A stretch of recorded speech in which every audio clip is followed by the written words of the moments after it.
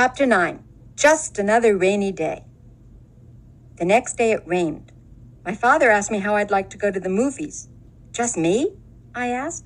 No, all three of us, he said. Fudge is very young to go, I said. Don't you think so? Maybe, but I can't think of anything else to do with him, and that will take up a few hours. You could give him some socks, I suggested. You know how he loves to play with your socks.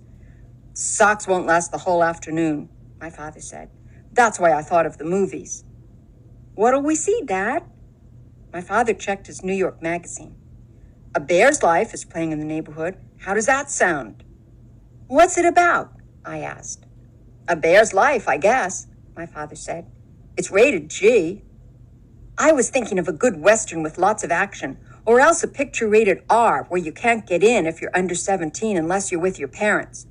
But my father had made up his mind. A Bear's Life it was.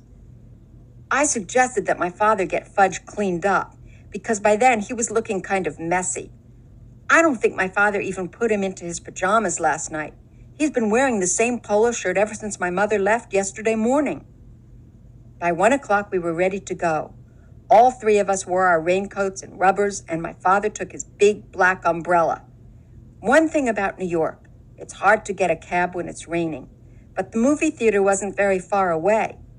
My father said the walk would do us all good. There were a lot of puddles. It was really pouring. I like to walk in the rain, especially if it isn't too cold out. It feels nice when it wets your face. I jumped over the puddles. My father avoided them too, but not Fudge. He jumped right into everyone and splashed around like a little duck. By the time we got to the movie theater, the bottoms of his pants were soaked. My father took him into the men's room.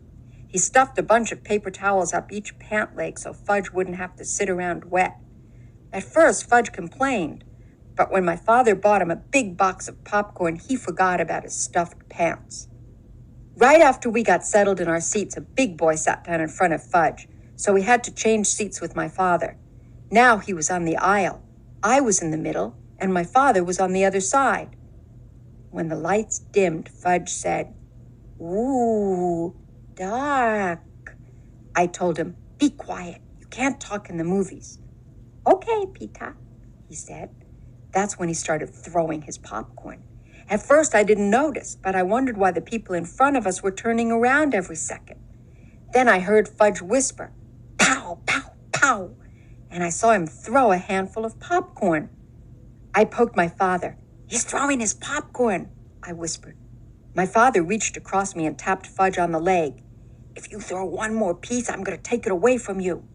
"No throw," Fudge said very loud. "Shh," the people in front of us said. "Shh," Fudge said back to them. "You see," I told my father, "he's too young for the movies. He doesn't understand." But from the moment the first bear came on the screen, Fudge sat still and watched. And after a while, I forgot all about him and concentrated on the movie. It was much better than I thought it would be. It showed all these bear cubs and how they live. I'm not sure when I realized Fudge was gone. I guess it was when I turned to ask him if he had any popcorn left. I had already finished mine and was still hungry. I was really surprised to see he wasn't there. I mean, 1 minute he was sitting right next to me and the next minute he was gone. "Hey, Dad," I whispered to my father. "He's gone." "What?" my father said. "Fudge isn't in his seat." My father looked over. "Where did he go?" "I don't know. I just noticed he was gone." "Let me out, Peter. I'll find him." "Should I come too?" I asked. "No. You can sit here and watch the rest of the picture. He's probably wandering around by the candy counter." I stood up to let my father out. I wondered what my mother would think if she knew Fudge was lost in the movies. A few minutes later, the picture stopped, right in the middle of a scene. The soundtrack trailed off like a broken record. All the lights came on. The audience let out a groan. Some kids called, "Boo! Boo!" Then my father and 2 ushers and a man in a suit came over to me. "He was sitting right here," my father told them, pointing to the empty seat on the aisle. "Well, the man in the suit said. "We've checked the restrooms and the office. He's not behind the candy counter. We'll have to search the theater." He cupped his hands around his mouth and shouted, "Ladies and gentlemen, may I have your attention, please? We'll continue with our film in one moment. But first, we have to find a 3-year-old boy answering to the name of Fudge." Some people laughed when the man said his name. I guess Fudge does sound funny if you're not used to it. I thought, maybe he's been kidnapped. Oh, would my mother be mad? That crazy kid. You can't even take him to the movies. Then I thought, who'd want to kidnap him anyway? "What should I do, Dad?" I said. "Why don't you walk up and down this aisle and call him, Peter?"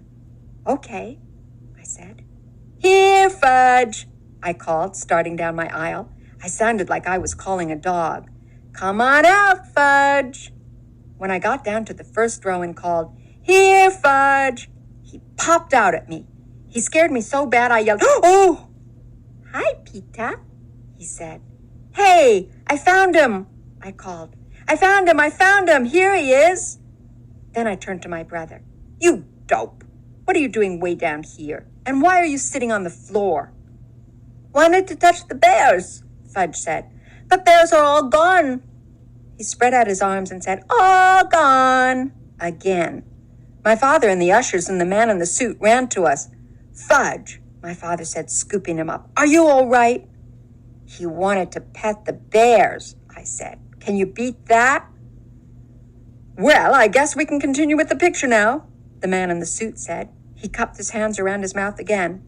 "Thank you, ladies and gentlemen. Our young man has been found safe and sound. Now, we return to the conclusion of a bear's life." My father carried Fudge back to our seats. He held him on his lap for the rest of the show. I guess he wasn't taking any more chances. Later, when we got home, my father explained to Fudge that movies are like TV. It's just a picture. There's nothing to touch. Fudge listened, but I don't know whether he believed my father. I had the feeling he still thought those bears were in the theater somewhere. I made up my mind that I would never take my little brother to the movies.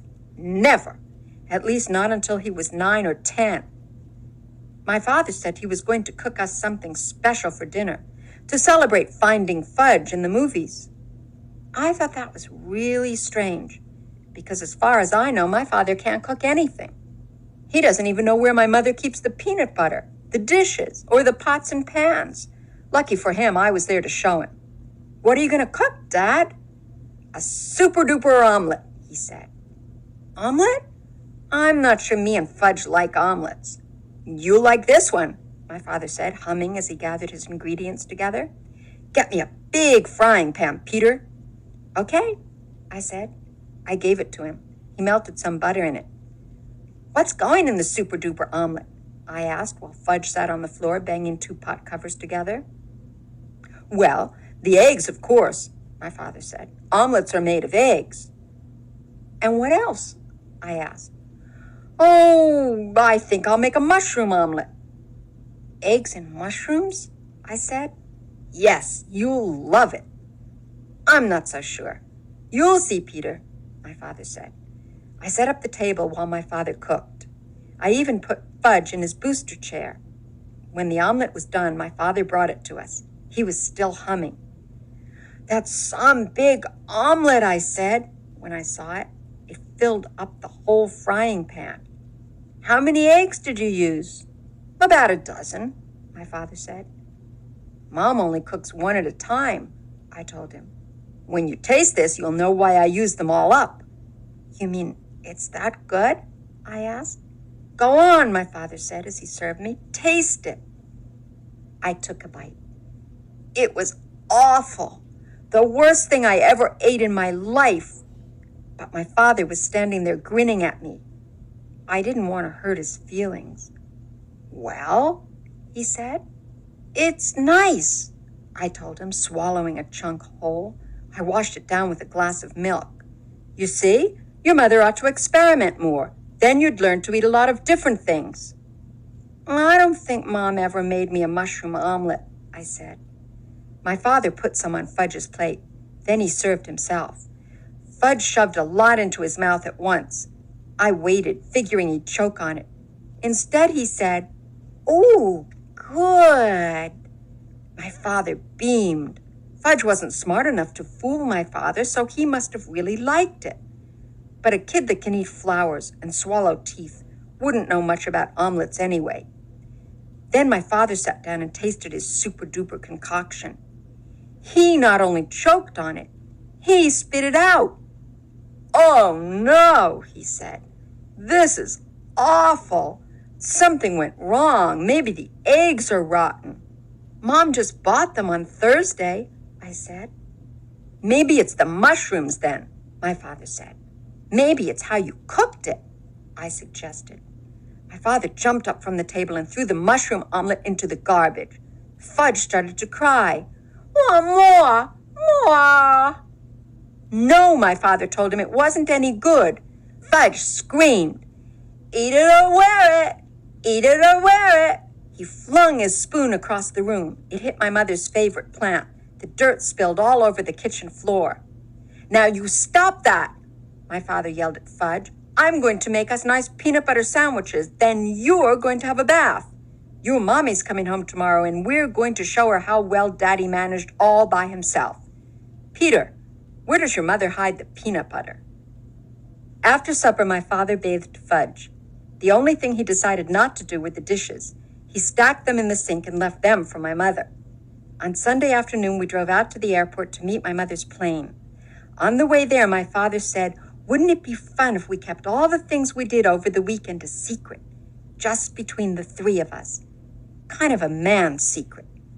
I agreed not to say a word, and my mother was so glad to see us that she didn't even mention the dirty dishes in the sink. 6 weeks later, we were watching TV one night when the new Toddle Bike commercial came on. "That's me," Fudge said. My mother looked up from the book she was reading. "He does look like you, Fudge, but that's not really you." "Oh, yes," Fudge said. "That's me. See?" My mother squinted and looked harder. "You know, Warren," she told my father, "he really does look like Fudge." Then she laughed. "Imagine another little boy like Fudgy." "It's Fudge, all right," I said. "It's Fudge, all right," my brother repeated. "We didn't tell you, dear," my father said. "We thought you'd like to be surprised, but that is Fudge." "What?" my mother said, like she couldn't believe it. "You see, Mom," I began, "remember that weekend you went to visit Aunt Linda?" Then I stopped and thought about all the things my mother didn't know, like the puddles Fudge splashed in, and the paper towels up his pants, and how he wanted to touch the bears, and the mushroom omelet, and Mr. Vincent and his big cigar, and Janet and her goldfish crackers. And I looked at my father and I started to laugh. So did he.